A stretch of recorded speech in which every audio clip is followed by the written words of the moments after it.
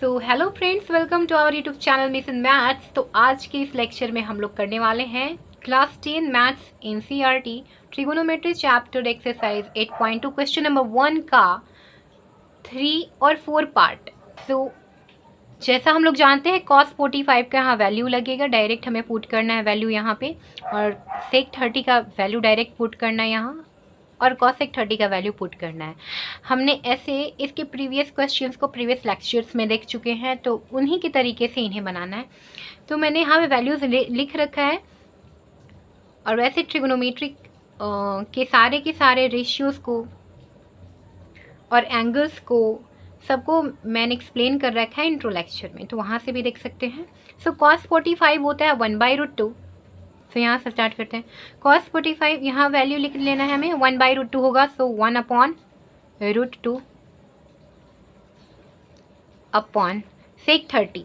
सो sec 30 का value 2/√3 दे रखा है, 2/√3 प्लस cosec 30 का वैल्यू 2।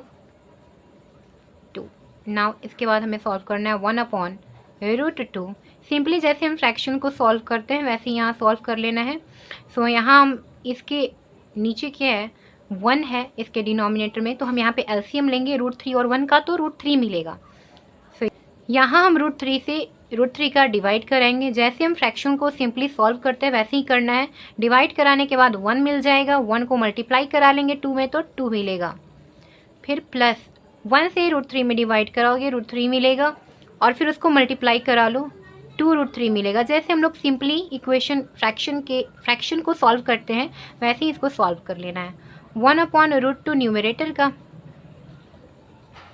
Upon 2 plus 2√3 upon √3। यहाँ पे जो दिख रहा है हमें, इन्हें उठाकर जो डिनोमिनेटर में है उन्हें हम देखिए इस वाले रूल को हम लोग फॉलो करेंगे। यहाँ पे जैसे हमें अगर दे रखा है a/b न्यूमरेटर में अपॉन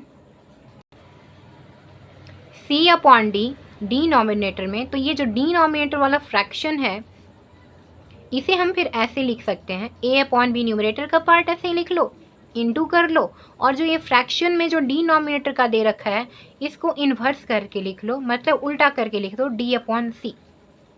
ये होता है रूल इसका, मतलब जो डिनोमिनेटर में जो फ्रैक्शन दे रखा है उसको हमें पलट कर लिख देना है। सो 1/√2 इंटू √3 अपॉन, ये आ जाएगा इसके डिनोमिनेटर में 2 + 2√3। न्यूमरेटर बन जाएगा 1 × √3 मीन्स √3 अपॉन 2 से हम यहाँ पे √2 से हमें यहाँ पे मल्टीप्लाई करा लेना है 2 + 2√3 का सिंपली। अब मिलेगा हमें √3 अपॉन, एक बारी 2 × √3 लिख लेंगे तो √2 × 2 लिख लोगे, मल्टीप्लाई कराओगे एक बार √2 से 2 को तो मिलेगा आपको 2√2, और फिर एक बार √2 से 2√3 को मल्टीप्लाई कराओगे तो मिलेगा 2√2 × √3 हो जाता है √6।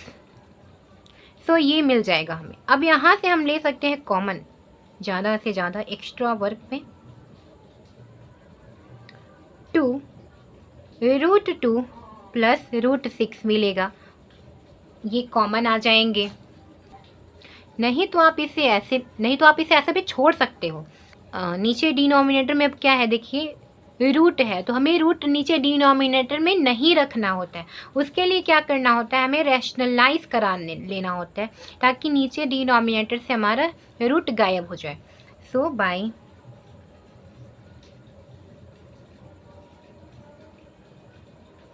रैशनलाइजिंग हम इसे ही लेकर चलेंगे ताकि कोई प्रॉब्लम क्रिएट ना हो जाए √2 के कारण। सो सिंपली आप इसे समझ पाओगे, अगर आप 2 को सेपरेट ना भी करो तो इससे आप सिंपली समझ पाओगे।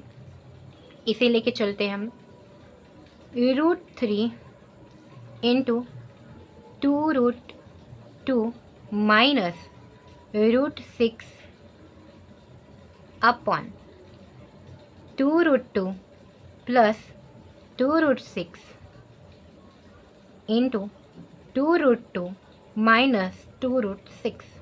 देखिए हमने कुछ नहीं किया, सिंपली जो नीचे हमें डिनोमिनेटर दे रखा था उसका साइन चेंज करके ऊपर मल्टीप्लाई करा दिया और वही नीचे मल्टीप्लाई करा दिया। इससे हमें क्या मिलेगा, √3 2√2, इसे एज इट इज लिख लो, बाद में इसे सॉल्व कर लेंगे। अपॉन नीचे देखिए a, अगर इसे हम a बोल दें और इसे हम b बोल दें तो ये a प्लस बी दिख रहा है और वही a माइनस बी दिख रहा है। तो a प्लस बी और a माइनस बी का फॉर्मूला होता है a plus B into a minus B equal to होता है a square minus B square. तो यहाँ हमें सिंपली करना है a स्क्वायर मीन्स 2√2 का होल स्क्वायर माइनस 2√6 का होल स्क्वायर। अब हम यहाँ करते हैं मल्टीप्लाई। सो एक बारी √3 से इसमें करेंगे, एक बारी √3 से मल्टीप्लाई इसमें करेंगे। तो जब √3 से इसमें मल्टीप्लाई करेंगे तो मिलेगा 2√6। रूट से रूट का मल्टीप्लाई कराएंगे तो √3 इंटू √2 मीन्स 2√6 हो जाएगा।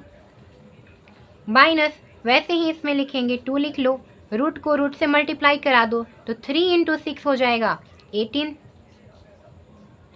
√18 अपॉन, अब देखो 2 का भी स्क्वायर करो और √2 का भी स्क्वायर करोगे, 2 का स्क्वायर 4 हो जाएगा इंटू √2 का स्क्वायर हो जाएगा। देखो हम लोग लिखते हैं अगर कोई नंबर रूट में है तो उसका मतलब है, जैसे यहाँ पे 2 को अगर लिखें हम तो इसे लिखना होता है √2 इंटू √2, मतलब ये पूरा नंबर 2 रूट के मल्टीप्लिकेशन के बराबर होते हैं। मतलब अगर हमें 2 लिखना है तो हम उसको 2 बार √2 इंटू √2 लिख देंगे तो पता चल जाएगा कि हाँ ये 2 ही लिख रखा है। सो यहाँ पे √2 का स्क्वायर करोगे तो √2 का स्क्वायर 2 होता है, कितना मिलेगा इंटू 2। फिर वैसे ही यहाँ कर लो 2, वैसे ही √6 का स्क्वायर 6 मिल जाएगा 6। अब इसे इक्वल करके लिख लो, यहाँ से 2 कॉमन ले सकते हो, नहीं तो और सॉल्व कर लो। 2√6 माइनस 2√18 को लिख सकते हैं हम 3 इंटू 6 ताकि हमें इजीली कॉमन मिल सके। अपॉन इसे लिख लो 8 माइनस 12, यहाँ से कॉमन ले लो 2√6 को, सो यहाँ बचेगा 1 माइनस √3 अपॉन -4।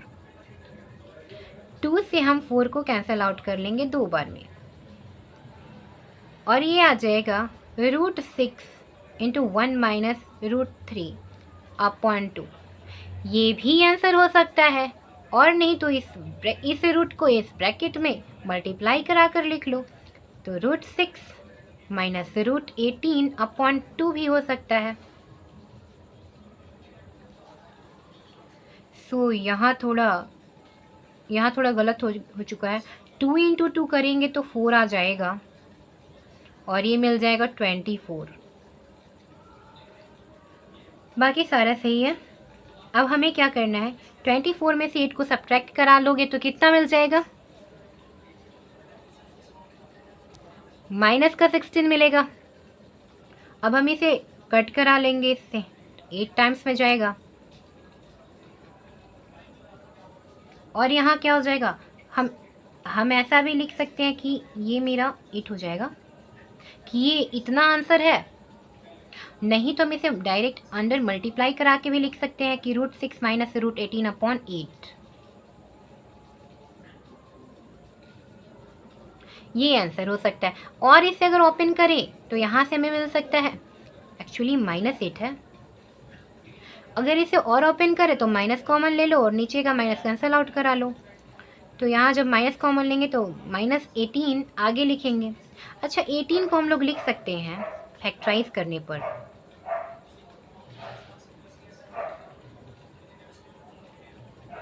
थ्री इंटू 2 और जब इसका हम रूट निकालेंगे तो हमें मिलेगा 3√2, क्योंकि 3 पेयर में है तो रूट से बाहर आ जाएगा। तो हम 18 को लिख सकते हैं 3 √2 माइनस √6। ये √6 माइनस में चला गया क्योंकि हम माइनस कॉमन ले चुके हैं, और ये प्लस में आ गया √18 क्योंकि हमने माइनस कॉमन लिया है। √18 को ही हमने लिखा है 3√2। यहाँ मैं लिख देती हूँ √18 = 3√2। अब देखिए हमें नीचे माइनस का 8 करा लेना है, माइनस से माइनस कैंसिल आउट, तो फाइनल आंसर हमें मिल गया 3√2 minus √6/8. So this is our required answer.